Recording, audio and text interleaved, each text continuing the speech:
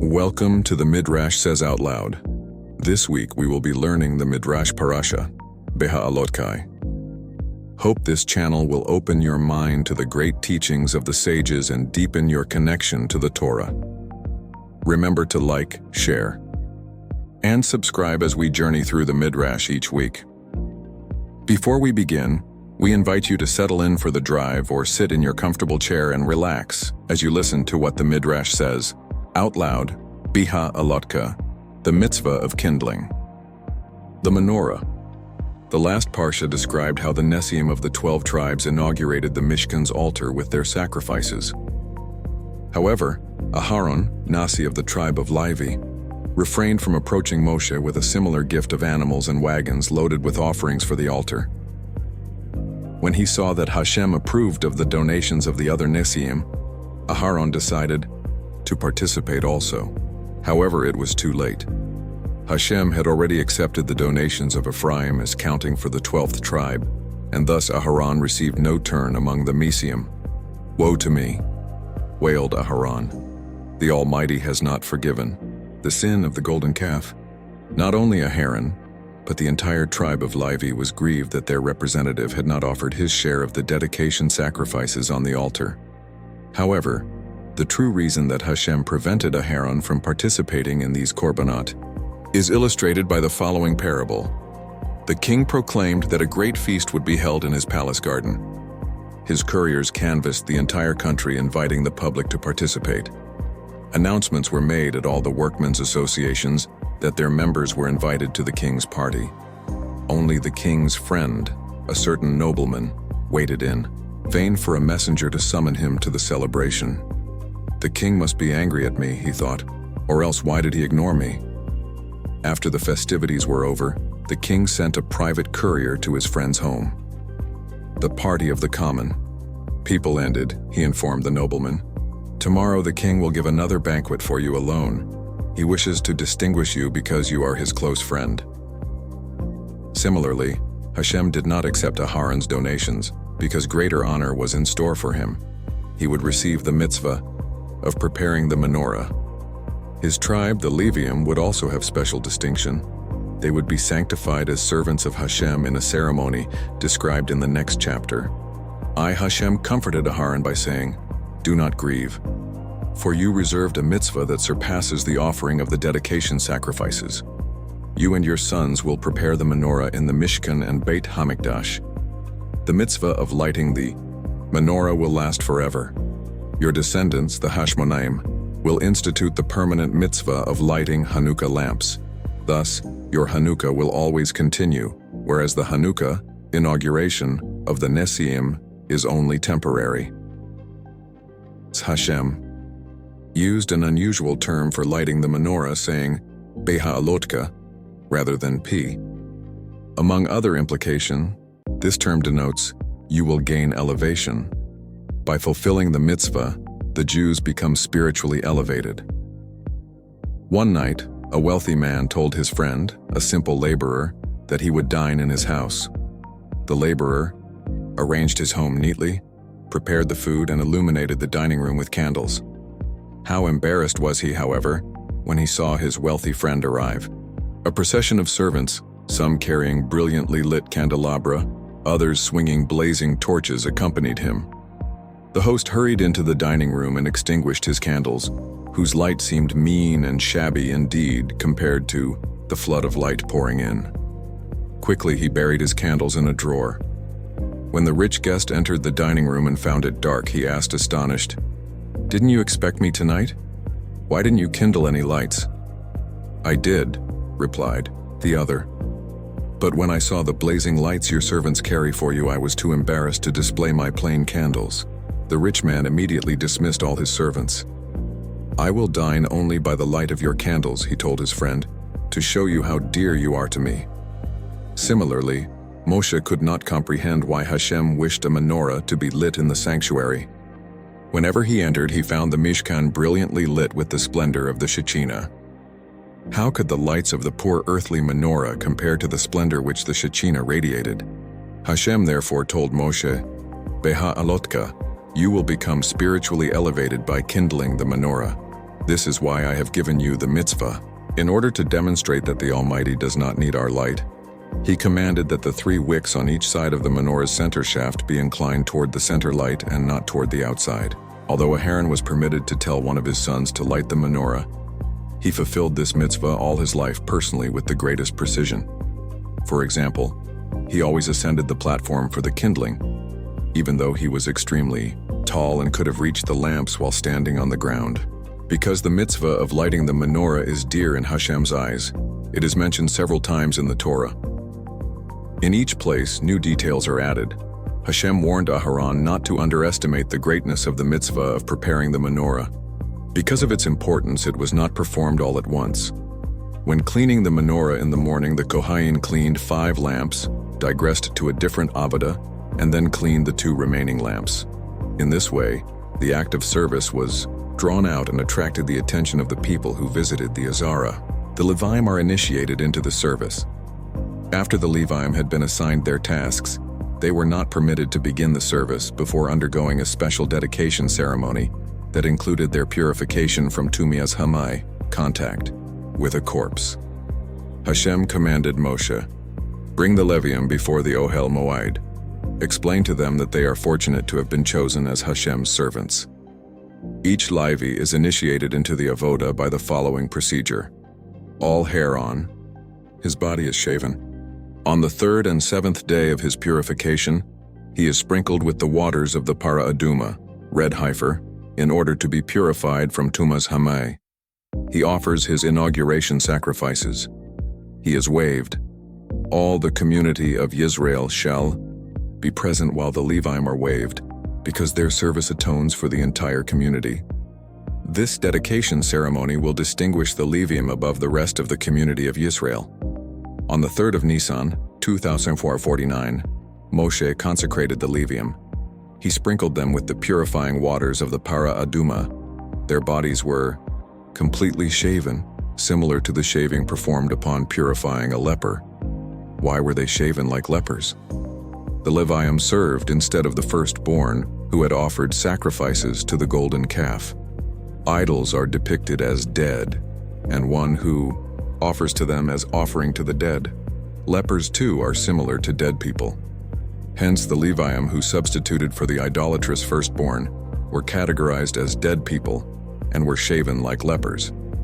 Then the Leviim brought their inauguration sacrifices, a young bull for an olah and a second young bull for a hatat offering. The hatat sacrifice atoned for the idol worship of the firstborn, for whom the Leviim substituted. The Leviim were brought before the Ohel Moed, where Moshe had assembled the entire people. The Jews, according to some opinions the firstborn 19, rested their hands upon the heads of the Leviim, semicha. They performed semicha on the Leviim, just as on a korban, because the Leviim's service would atone in their behalf, just as sacrifices achieve atonement for their donors. Thereafter Aharon, as the representative of the children of Israel, lifted each individual Levi, waving him up and down and back and forth. In all, he lifted 22,000 Leviim in one day. This demonstrates Aharon's amazing physical strength. The waving ceremony signified that Aharon had acquired the Leviim to assist him in the avodah, in accordance with the Jewish law that one may acquire an object by picking it up, wrap.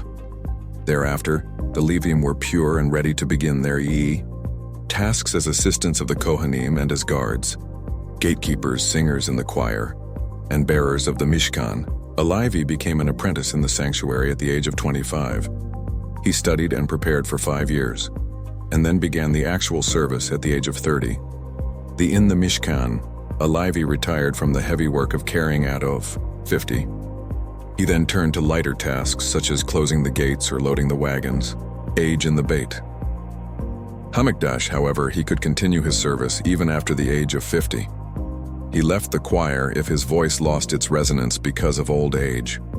Pesach Katan, the laws of the minor Pesach. When the month of Nisan arrived, for the first time in the wilderness, Moshe repeated to the children of Yisrael the detailed halakot of Pesach. Among other laws, he mentioned that someone who is tamai cannot bring a Pesach offering. A group of distinguished tzaddikim then came to Moshe and Aharon to voice their complaint. We are impure because as agents of the community of Israel, we guard and carry Yosef's Aharon. Should we be deprived of the mitzvah of the Korban Pesach because we are carrying the Aharon on behalf of the community? We do not ask to be permitted to eat from the Korban Pesach. We only wish to know whether a Kohen can bring the sacrifice in our behalf and sprinkle its blood. Moshe replied, "You are great people. Therefore I am certain that Hashem will grant me a reply to your request. Let me enter the Mishkan to speak to him." Moshe entered the Mishkan to bring the matter before Hashem.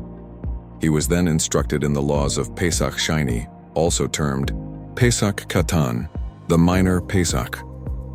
These laws had not been revealed to Moshe previously, so that they could be recorded in the merit of the righteous people who were so eager to perform a mitzvah. Hashem taught Moshe, if a Jew, for any valid reason, cannot offer the Pesach sacrifice, for example, if he is impure or is far from the sanctuary, he offers it instead a month later, on the 14th of Iyar. He observes all the laws of the Pesach sacrifice. He slaughters it in the afternoon of the 14th of Iyar and eats it at night, together with matzah and maror. However, on the minor Pesach he need not remove the shametz, leavened dough, from his premises as he must do on the real Pesach, nor need he abstain from the performance of labor. The laws of Pesach Sheni apply only to individual Temayim. If a majority of the community was impure on the 14th of Nisan, the Torah commands that the Pesach lambs nevertheless be slaughtered as usual in the afternoon of the 14th of Nisan. Why the above incident was not recorded at the beginning of the book of Bamidbar. The incident related previously regarding the Jews who could not offer the Pesach sacrifice because they were impure took place in Nisan of the second year in the wilderness before the children of Israel were counted and were given the Degalim. Therefore the Torah should have recorded it at the very beginning of the book of Bamidbar. However, Hashem did not wish to begin a book of the Torah with this narrative because it contains a reproach against the children of Israel. During their 40-year stay in the wilderness, they offered Pesach sacrifices only in this first year. They could cite valid reasons for not offering Pesach sacrifices thereafter.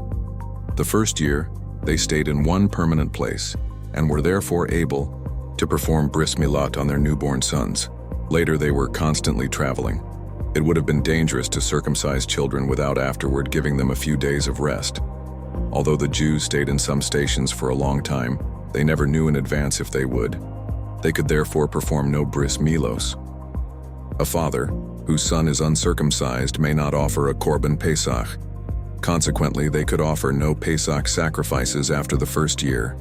In addition, all the years in the wilderness, the Almighty withheld the north wind that blows daily to cool the atmosphere. Hence, the danger resulting from the Milah operation was increased. Nevertheless, Hashem found fault with the children of Israel. If not for their sins, such as the incidents of the complainers and the spies, he would not have detained them in the wilderness. The north wind too was withheld because of their sins. However, the members of the tribe of Levi circumcised their children in the desert despite the danger, just as they had upheld the mitzvah in Egypt ignoring Pharaoh's decree. The Levium therefore offered Pesach sacrifices. The greatness of the generation of the wilderness. The Torah explains that throughout their wanderings in the wilderness, the children of Israel were led by the clouds of glory, and describes the way they traveled, 9:15-23. There are several reasons why the Torah elaborates upon the children of Israel's manner of traveling. Among them, some Gentile nations claimed that the Jewish people were wandering around aimlessly because Moshe did not know the route. The Torah therefore emphasizes that all journeys were dictated by divine command. The Torah reveals the greatness of the generation of the wilderness. Its members were not asked where they wished to travel, nor whether or not they wished to stay at any station. Rather, they obediently followed the cloud of glory. Whenever it settled upon the Mishkan, they camped. Whenever it departed, they did too. Sometimes Hashem chose an unpleasant site for camping. For example, in Marah, the waters were bitter and undrinkable. Yet the cloud might remain in such a place. Sometimes they arrived at a place with good water sources and trees, as Ilam, yet the cloud would depart soon after arrival. They never knew the length of any stay or journey. They might just have unpacked all their belongings and settled down when the cloud arose, summoning them to travel further. It seems almost superhuman that millions of people, including little children and babies, willingly traveled by this system for a 40-year period. The Jews thereby demonstrated their readiness to subject themselves totally to the divine will. This wonderful generation was praised by Hashem. So says Hashem, "I remember the kindness of your youth, your love as a bride, your going after me in the wilderness in a land that was not sown." Yirmiyahu 2:2. Hahatzotzrot, Moshe's 2 silver trumpets. One who fears Hashem is promoted to a position of authority. Moshe feared Hashem, and therefore, he was made a leader whose authority over the people was equivalent to that of a Jewish king. Hashem said to him, "Moshe, you are a king. Therefore have trumpets made that will be blown for you, just as kings have trumpets sounded before going out to battle. Have 2 trumpets made for your private possession. They may not be blown for any other leader." The kedusha of Moshe's trumpets was so great that they were concealed before his death, so that no later king or leader could use them. Not even his successor Yehoshua was permitted to have them. When Yehoshua conquered Jericho, his first victory, in Eretz Yisrael the Kohanim sounded shofarot, but not Moshe's trumpets. Hashem commanded that Moshe's 2 trumpets be exactly identical and made of silver. Golden trumpets would have recalled the sin of the golden calf. Each departure of the children of Israel in the wilderness was announced by 3 signals. First, the cloud of glory that hovered over the Ohel Moed when the children of Israel encamped rolled itself up and turned into a straight pillar to signify that departure was imminent. Then Moshe proclaimed, "Kuma Hashem, arise," bidding the cloud to begin traveling. The Kohanim blew the special departure call with those silver trumpets. At that, the people began to travel. Besides signaling departure, the trumpets were also used to announce assemblies of the entire congregation, as well as assemblies of the Nisiim.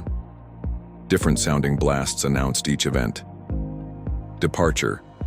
With both trumpets simultaneously, Tekiah Teruah Tekiah sounds. Assembly of the community of Israel. With both trumpets, 1 Tekiah sound. Assembly of the Nesiim.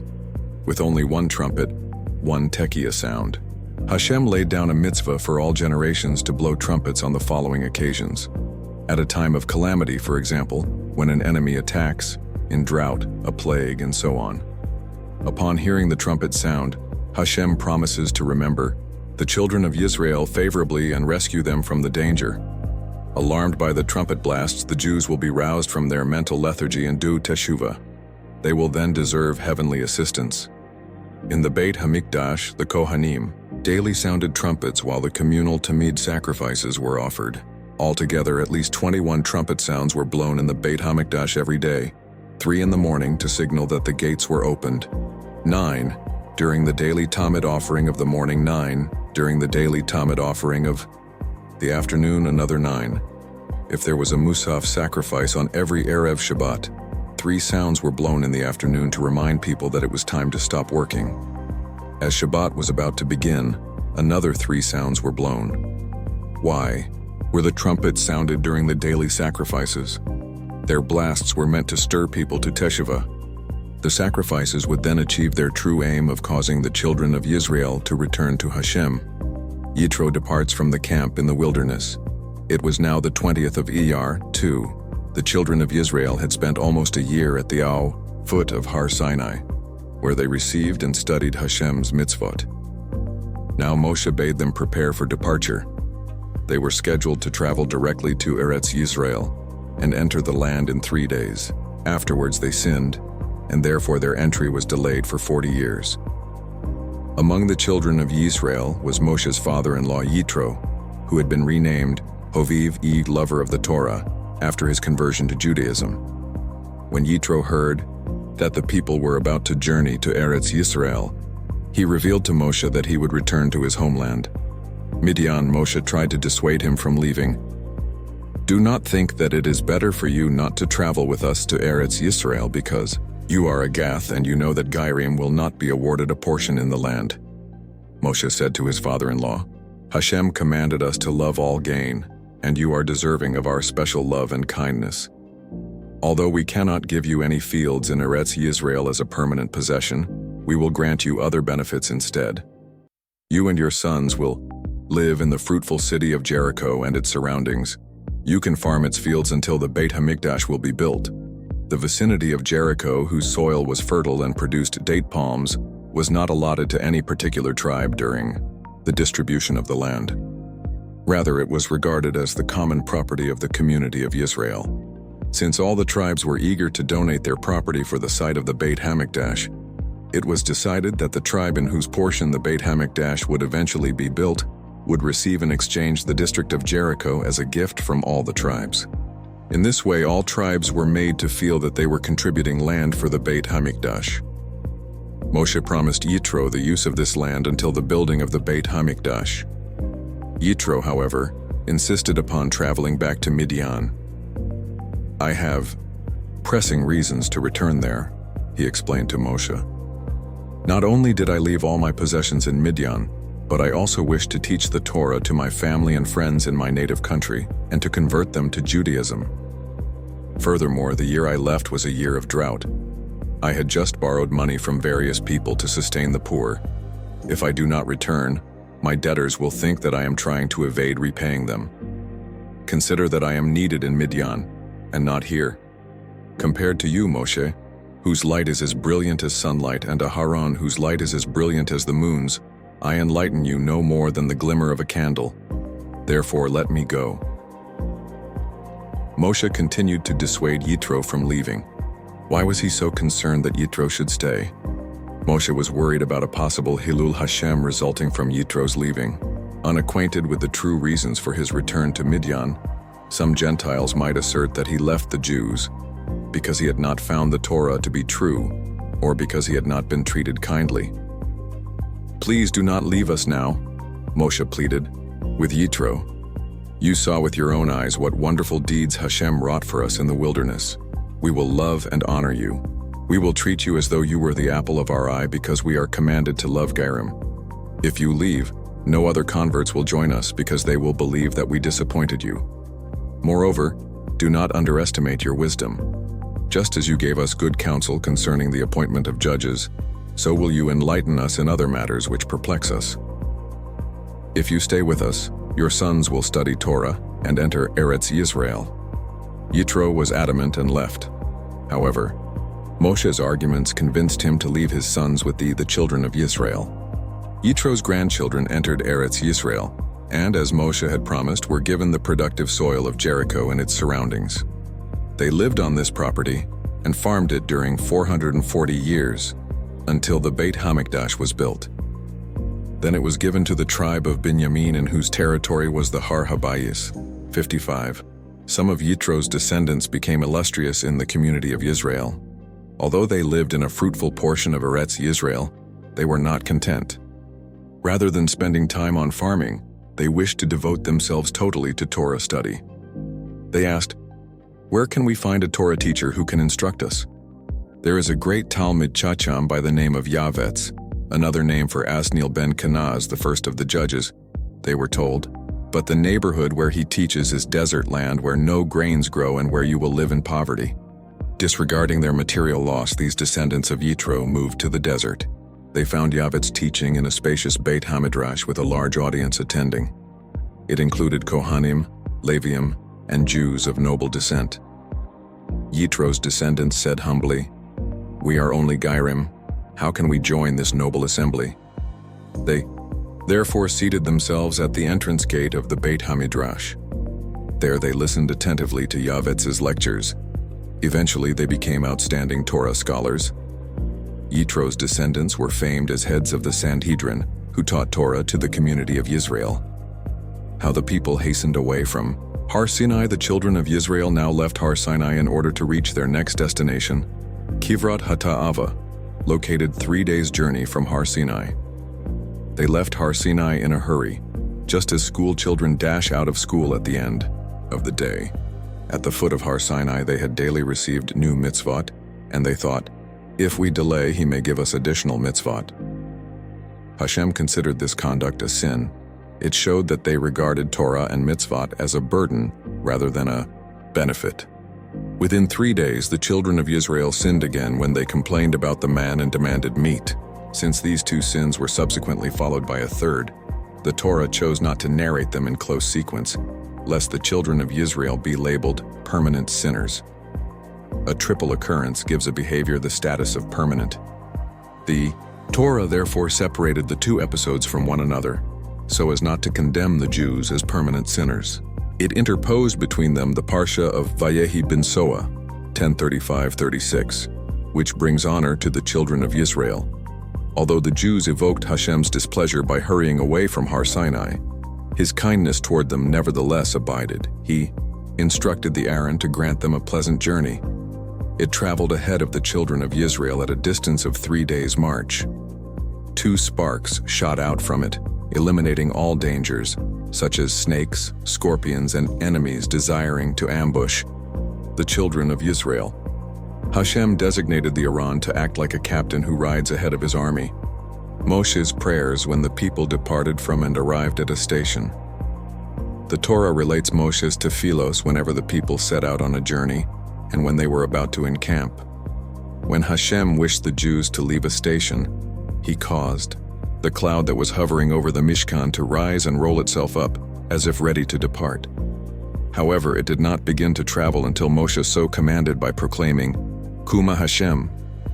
When Moshe pronounced these words, the Aharon used to begin swaying back and forth as if to indicate its readiness for traveling. This demonstrated to the children of Israel the presence of the Shekinah upon it. Whenever a departure was imminent, Moshe raised his hands in prayer and entreated the Almighty, Reveal yourself, Hashem, so that the community of Israel's enemies shall be scattered, and so that its haters shall flee before it. The Jews were originally intended to travel immediately into Eretz Yisrael. If so, no warfare would be needed in the conquest. Rather, the nations would flee as soon as the children of Israel appeared. Moshe prayed that the enemies should be scattered and flee upon beholding the Shekinah. Whenever Hashem wished the children of Israel to settle, the cloud of glory that traveled in front of them stood still. However, it would not unfold and spread itself over the Mishkan until Moshe granted it permission to do so by praying, Rest Hashem, among the tens of thousands and thousands of Israel. These words indicate that an assembly of 22,000 Jews is required to evoke a high degree of presence of the Shekinah.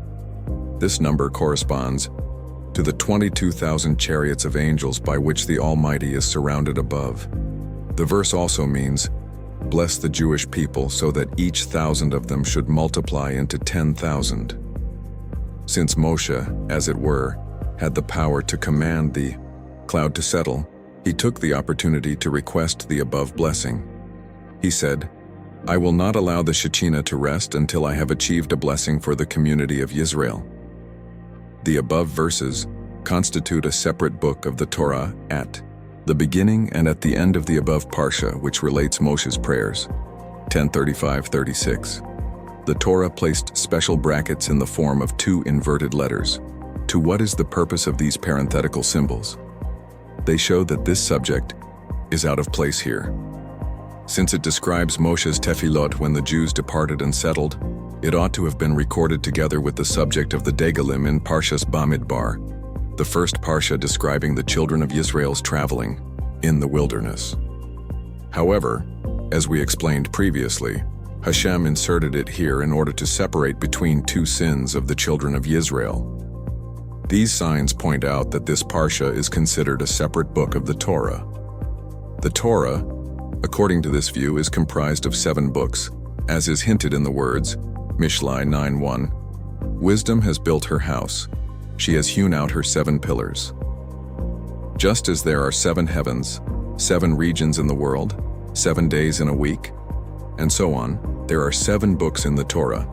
The 7 books are Bereshit, Shemot, Vayikra, the beginning of Bamidbar until this Parsha, the Parsha of Vayehi bin Soa, 10:35-36.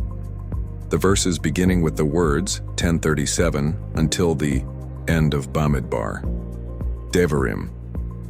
In order to demonstrate that the Parsha of Vayehi ben Soa constitutes a book in itself, it contains the same number of words as the first and last verses of the Torah. Its first pasuk, 10:35, has 7 words, just like the first pasuk of the Torah, and its second and last verse, 10:36, 12 words, corresponding to the last 12 words of the Torah. The Parsha ends with the word Yisrael, as does the Torah. Hamisonanim vekivrot hata'ava, the sin of the complainers who craved meat. Hashem wished to purify the generation of the wilderness. Its moral and spiritual achievements were to become an integral part of the Jewish people's character. Therefore, he led the members of that generation through various stations of which each held a particular spiritual test. The station Kivros Hata'ava, where Hashem led the children of Yisrael, generated physical cravings. Upon arriving there, the Erev Rav, the Egyptian converts who were the lowest element among the people, were the first to be overcome by desires. They began to grumble about their inability to satisfy their cravings. The members of the Sanhedrin too felt desires rising in their hearts. However, these tzaddikim would not bring them to their lips while the Erev Rav publicized them. Finally, the Erev Rav incited the rest of the people to demand gratification of their wishes. The coveters officially complained that they lacked meat. However, that demand was merely covering up for their wish to again indulge freely in their physical desires as they had in Egypt, before the Torah restrictions had been imposed. For, had their only desire been to obtain meat, they could have slaughtered some of the cattle which they had. In fact, different groups among the people had different demands. Some desired a rayat, to marry their close relatives, as they had before Matan Torah. The prohibition against marrying close relatives had been accepted unhappily by the Jews, because they were accustomed to marrying a family member. They therefore continued to grumble about it. Others coveted meat. Among those, there were several with different motives, some better, some worse. Groups. Some Jews were testing whether the Almighty could supply abundant meat in the wilderness. They questioned, can God furnish a table in the wilderness? Tehillim 78:19. Others craved meat because the man was a spiritual nourishment rather than a physical one, as we shall explain. They desired a physically satisfying food. There were people who demanded meat for the sake of gaining a novel enjoyment, although they were satiated. Others maintained that they needed food for health reasons. As we shall see in the chapter, The Falling of the Slav and the Punishment of the Sinners, each individual was punished according to the severity of his sin. The Erev Rav created a commotion by reminding the children of Israel of their former unrestricted life. We remember the fish that we ate in Egypt, they exclaimed. There we were not burdened with mitzvot. We never recited a blessing over food. It was an easy life without fulfilling all these mitzvot. Someone else chimed in. Since we left Egypt, we have tasted no cucumber, melon, leek, onion, or garlic, but only man. Although the man provided the flavor of any food, if a person wished so, it did not provide the taste of these 5 vegetables because their consumption is harmful for nursing women. Actually, the man could assume the taste of meat too. Therefore, the Erev Rav launched into a general campaign of criticism against the man, so as to justify their request for meat. Some people wailed. It is true that the man's flavor varies, but its appearance does not. It is not enjoyable to see man for breakfast, man for lunch, and man for dinner. Other complaints were voiced. Some people clamored, how can one stay well on a food that causes no excretion?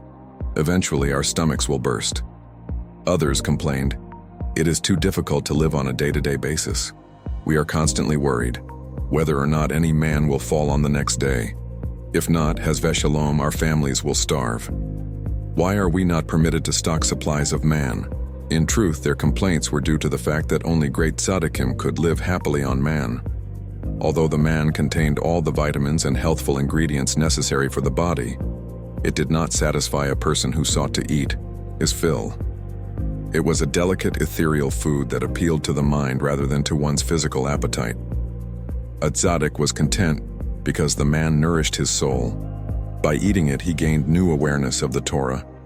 The greater the tzaddik, the more insight and wisdom he gained from eating his daily ration. Those who were not at such a high level, however, desired a physically filling meal and found little satisfaction in the man. The Gemara relates that Yehoshua received a daily portion of man equivalent to that of all the community of Israel. What is meant by this statement? Although each Jew received an equal amount of man, an omer daily, the spiritual elevation which he gained from this omer varied according to his capacity. Yehoshua, whose greatness was equivalent to that of the rest of the community of Israel, derived from his portion of man's spiritual concepts equivalent to the rest of the people. The Torah refutes the children of Israel's criticism of the man by re-emphasizing its amazing qualities. See what a wonderful food they complained about, Hashem tells us in the Torah. It had a brilliant, attractive appearance like the jewel BEHALOTCHA. It tasted wonderfully sweet. And although it fell in the open, it was not sullied by the earth or by insects, because each individual portion was wrapped with dew so that the children of Israel received it perfectly pure. Moreover, it aided the judges to solve problematic court cases. If, for example, there was a dispute as to who owned a certain slave, the judge merely examined at whose doorstep this slave's man fell the next morning. The slave belonged to the master in front of whose home the slave's man rained down. Hashem was very angry that the Jews had succumbed to their desires. Ravi. A fire fell from heaven and devoured the instigators of the Erev. The fire also consumed the souls of the elders of the Sanhedrin. These elders had been liable to the death penalty since Matan Torah. They had then derived enjoyment from the sight of the Shekinah, as though they were eating and drinking, but Hashem had spared them until their measure was full. These elders, although tzaddikim, were now affected in some ways by a desire too, although we may not compare their sin to that of the Erev Rav. Therefore, Hashem punished them on this occasion. However, the elders passed away in an honorable manner. The heavenly fire consumed only their souls and not their bodies, as was the case with the Erev Rav. When the children of Israel saw the fire devouring the elders and the Erev Rav, fear gripped them. Would the conflagration spread and burn them too? Too ashamed to address Hashem directly after their complaints about the man, they entreated Moshe to pray in their behalf. Hashem accepted Moshe's tefillah. The fire sank down in the spot where it had appeared. Moshe named the place where the sinners had died Tavaira, conflagration, explaining to the people, "If you do teshuvah for your complaints, the fire will remain submerged, but if not, it will shoot up again and cause another conflagration." How to view the sins of the generation of the wilderness. Rabbeinu Meshulam, a Sephardic sage, was an Arabian king's personal physician. The king challenged him, "Your ancestors were very ungrateful people. They possessed the man, a distinguished food resembling the food of angels. How then could they complain about missing melons or garlic?" "I will give you an answer tomorrow," said Rabbi Meshulam. When his consultation with the king ended, Rabbi Meshulam quietly walked to the royal kitchen and commanded the cook, "I, the head physician, order you to put the king on a special diet. Tomorrow he is not to be served garlic with his food." After dinner, the king regularly ate garlic. On the next day he was not served any garlic. He summoned the chief cook and reprimanded him for his negligence. "I received these orders from the Jewish physician," answered the cook. The king summoned Rabbi Meshulam and said to him angrily, "Don't you know that I am not relaxed unless I have garlic after the meal? Why did you order that I not be served any?" "My master the king," Rabbi Meshulam replied gently, "may your ears hear what your lips just stated. You complain because for a single meal you lacked the garlic which you customarily eat. For 40 years my ancestors were deprived of their normal food and subsisted only on man. How could they not have complained? Your word are true, and your Torah is true," the king acknowledged. Considering that the children of Israel numbered about 2.5 million souls and lived 40 years, in a manner that constantly required the highest levels of emunah, bitahon, and righteousness, we may not condemn them. In fact, the generation of the wilderness was more righteous than all later generations. The Torah's harsh criticism of it is based upon the Almighty's high expectations of the Jews of that time. Even when the children of Israel complained, they still had emunah, as is shown by the following remark of the Midrash. Why does the verse say that the people were like complainers? 11:1. Shouldn't it have said, and the people were complainers? However, the Torah indicates that the children of Israel never complain from the depths of their hearts. They are only momentarily overcome by the enticements of the Yetzer Hara. In truth, they wish to serve Hashem. Consequently, Hashem does not punish them from the depth of his heart. He does not annihilate them, but rather sends suffering to cause them to return to him. Moshe is pained about the request for meat and asks for leaders to assist him. Moshe was extremely distressed that the children of Israel had criticized the man which descended in his merit. Their criticism of the man showed that they were not satisfied with the type of food that they received under his leadership. Force Moshe therefore said to Hashem, I never desired to become the leader of the Jewish people. If not for your command, I would withdraw from this task. I have become like the people's father by teaching them Torah.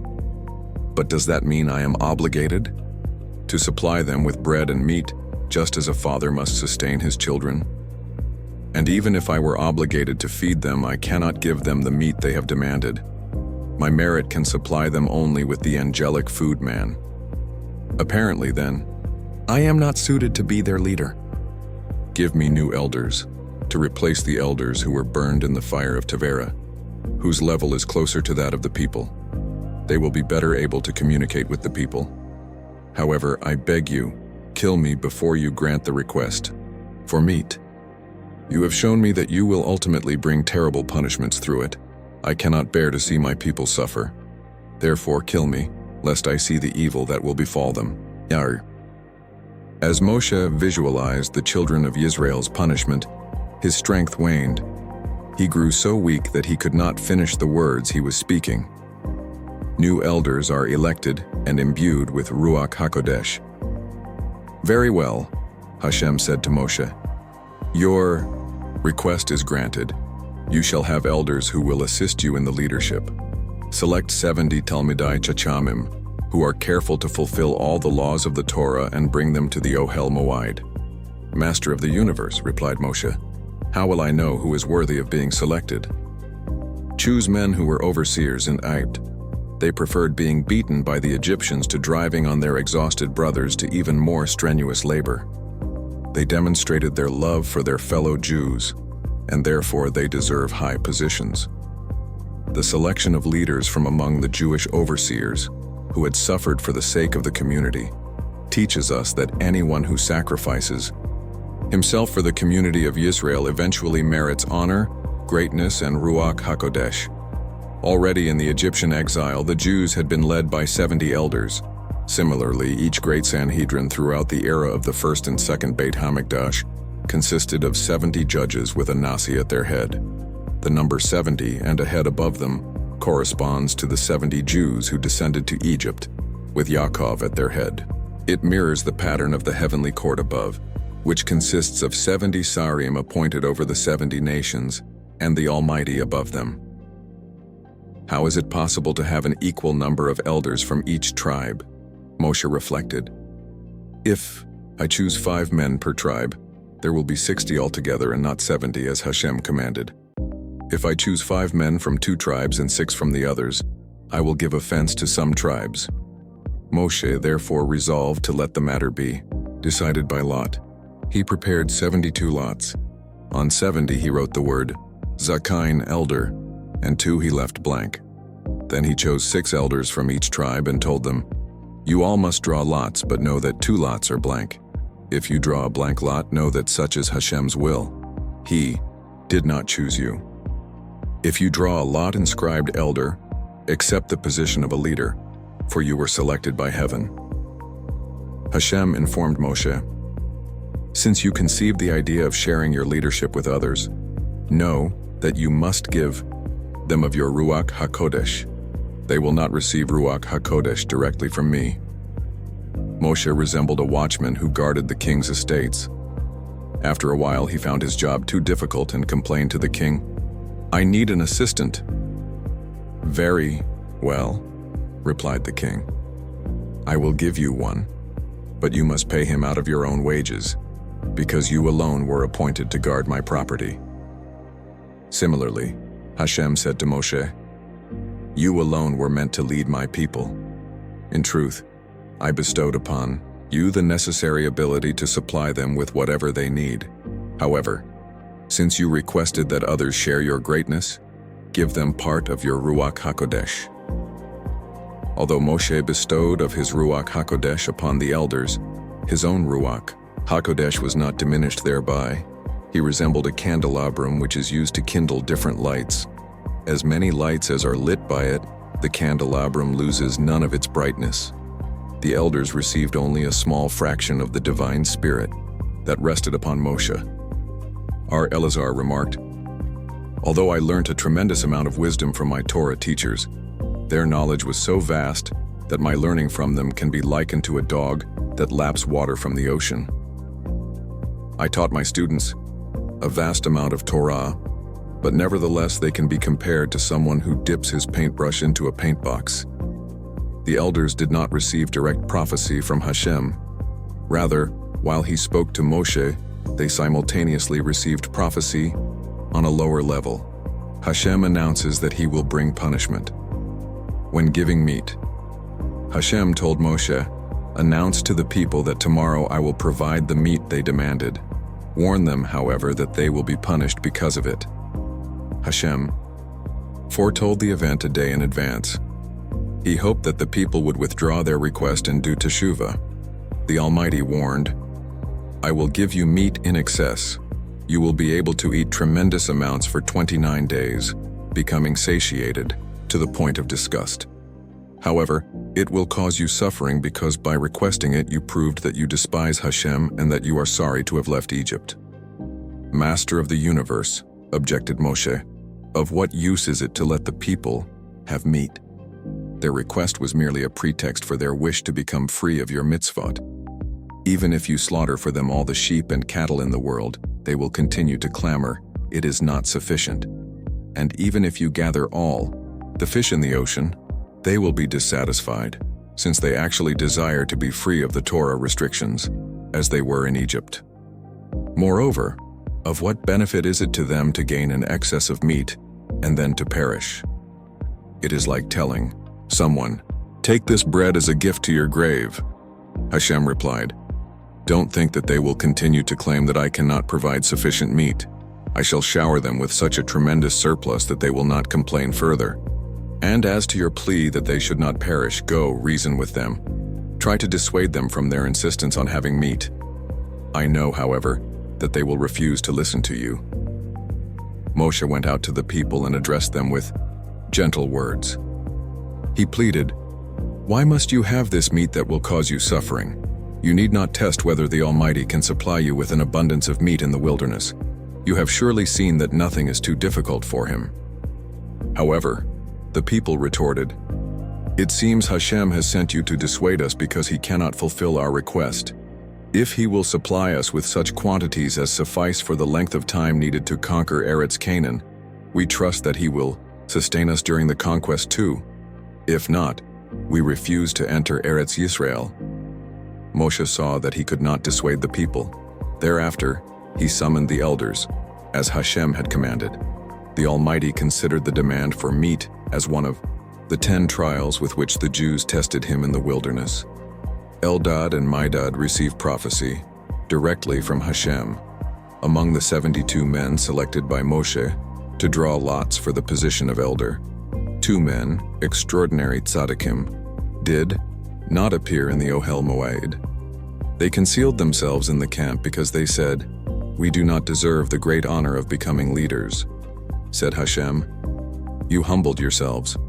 Therefore I shall elevate you above the other elders." While the elders were still in the Ohel Moed, the spirit of Hashem rested upon Eldad and Medad, and they began to prophesy.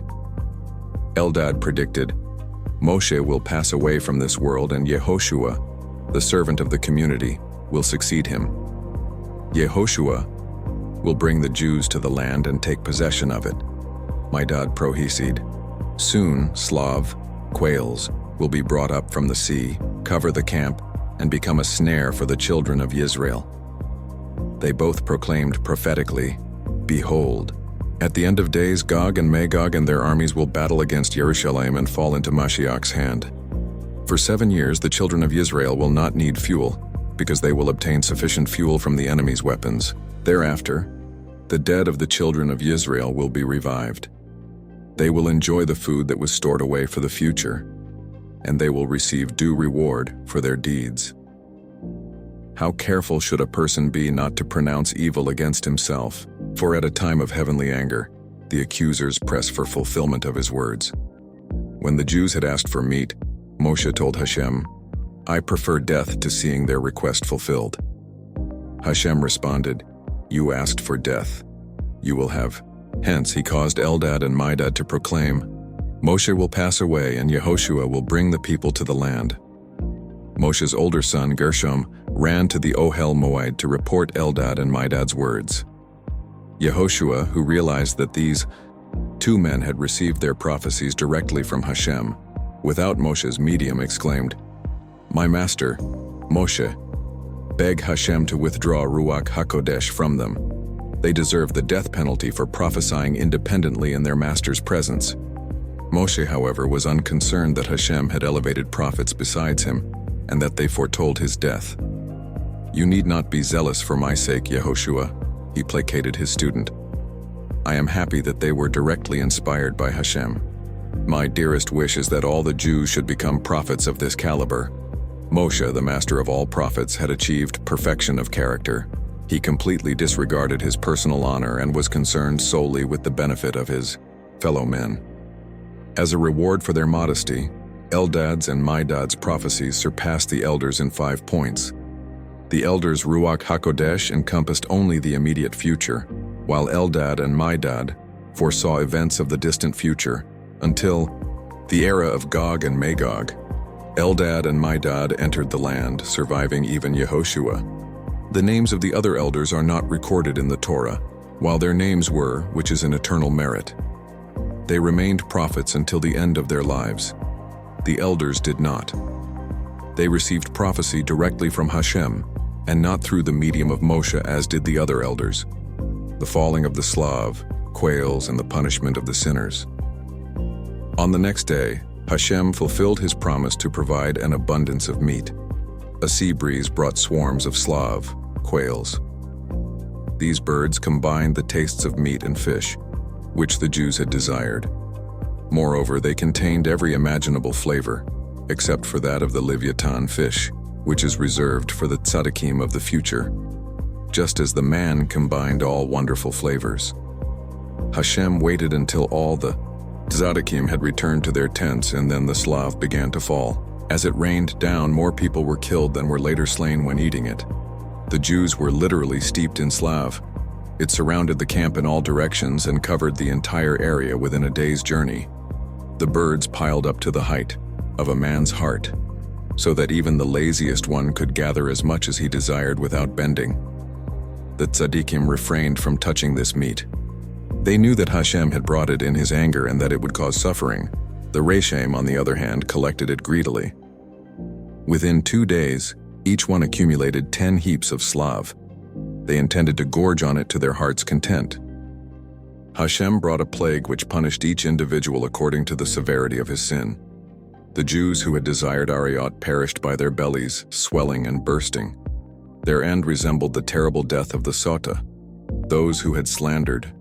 The men were stricken with Ascara, usually translated as diphtheria, a contagious disease that begins with stomach pains and spreads to the throat. Ascara is a punishment for slanderers, Shabbat 33a. Those who had coveted meat underwent various degrees of suffering, depending upon their motivations in requesting it.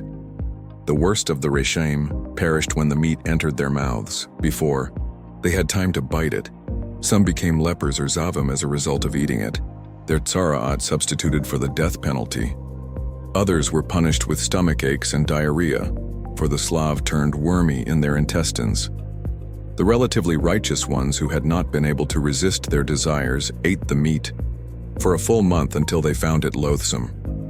Thus they were cured of their appetite. Moshe named this station Kivros Hata'ava, graves of the lusters, because the lusters for meat had perished there. Literally, Kivros Hata'ava means graves of the lust. Not only were the lusters buried there, but the people's lust too. They learned that by attempting to free oneself of the Torah restrictions and indulge in one's lusts, a person achieves neither mental nor physical gain. Rather, it leads him to the grave. Miriam's and Aharon's Lashon Hara against Moshe, the day when the 70 elders were elected, was a day of great happiness for the community of Yisrael. They lit candles and participated in the rejoicing about the newly acquired greatness of these men. How fortunate are the wives of these elders who have been granted Rak HaKodesh, Moshe's sister Miriam exclaimed. Moshe's wife, Tzipporah, who was next to her sister-in-law Miriam, remarked, "Quite on the contrary, they are thereby made unhappy. Their husbands will now separate from them." Miriam had already previously noticed that Tzipporah neglected her appearance. "Why don't you dress up like the other women, Tzipporah?" she asked her. "Your brother doesn't care how I look," replied Tzipporah. Now the truth dawned on Miriam. Why did her brother not heed the divine commandment to be fruitful and multiply? As his older sister, she was responsible to take the matter into her hands. She would discuss it with Aharon. He would surely agree with her viewpoint. She found Aharon and Moshe at the entrance of the Ohel Moed and spoke to Aharon in Moshe's presence. She did not mind if Moshe heard the conversation, since she had no evil intentions, but wished to set the matter right for Moshe's sake. Addressing Aharon, Miriam began to praise Tzipporah's outstanding beauty and righteousness. Tzipporah's greatness was as obvious and undeniable as a Negro's black skin, and yet she was a woman of wonderful tzanius. Miriam involved Aharon in a discussion as follows. "I heard that Moshe does not live with his wife," she told him. "When he was the king of Cush and would not approach the Cushite queen who was officially given to him in marriage, he was, of course, completely justified, but not for doing so to Tzipporah." "But apparently Hashem agrees with Moshe," Aharon answered, "for he did not rebuke him." "No," they both concluded. "This does not prove that Moshe acted correctly. Hashem leads a person in the very way the person chooses to go. Since Moshe separated from his wife voluntarily, Hashem subsequently consented. Our forefathers were also prophets, but they did not separate from their wives. We too are prophets, and the Almighty has not commanded us to separate from our spouses." Moshe also could live a normal life if he so chose. Moshe, who heard the entire conversation, could have easily defended himself, replying that he was a greater prophet than the forefathers, Miriam and Aharon.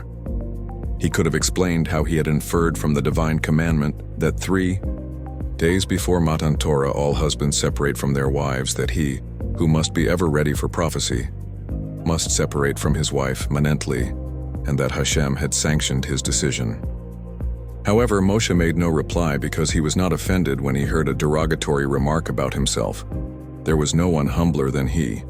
Because of his modesty, he had never revealed to Aharon or Miriam that his revelations were infinitely greater than those bestowed upon other prophets. Moshe's extreme humility. The Torah testifies that the man Moshe was extremely humble, more so than any other person on earth. 11:3. He was lowly in his own eyes, and he was the most patient of men. Moshe was even humbler than the forefathers. His humility was not due to any weakness, flaw, or inferiority of which he was conscious. Moshe excelled in all areas, combining all qualities desired by people. Moshe was wealthy. Hashem revealed to him a sapphire quarry from which he could draw plentiful riches. He was extremely strong and a superb general.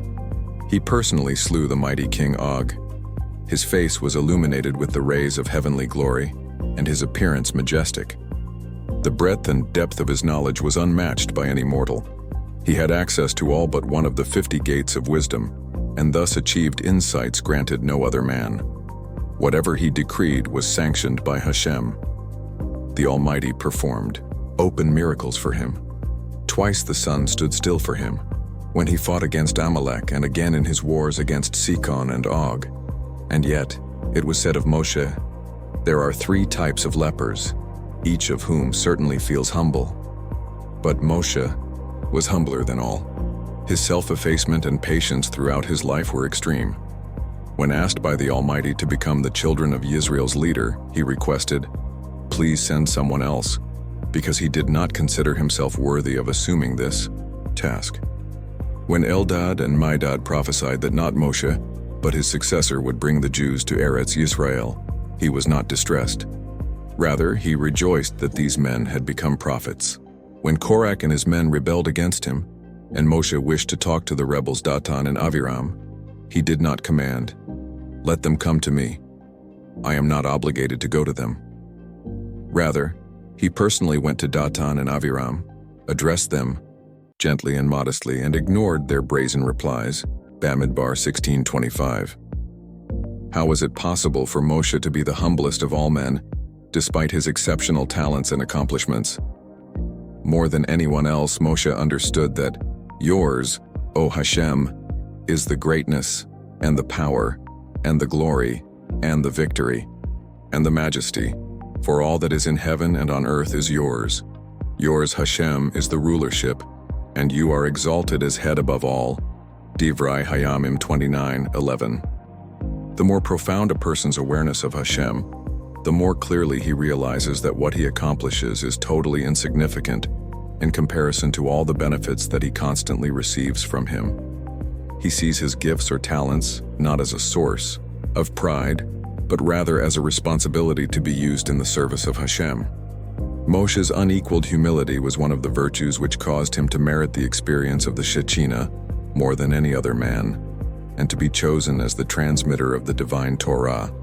Hashem defends Moshe by pointing out Moshe's superiority.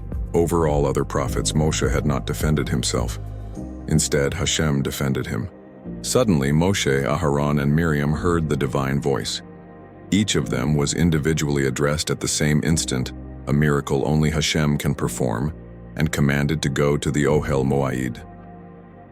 At the sound of Hashem's voice, Aharon and Miriam were startled because they were impure. Now they realized that Moshe had to separate from his wife because he never knew when Hashem's word would reach him, and therefore a constant state of purity was required of him.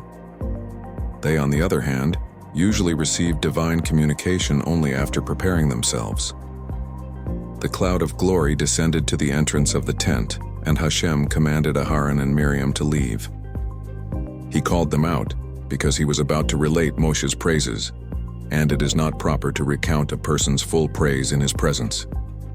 The Almighty could instead have commanded Moshe to leave the Ohel Moed.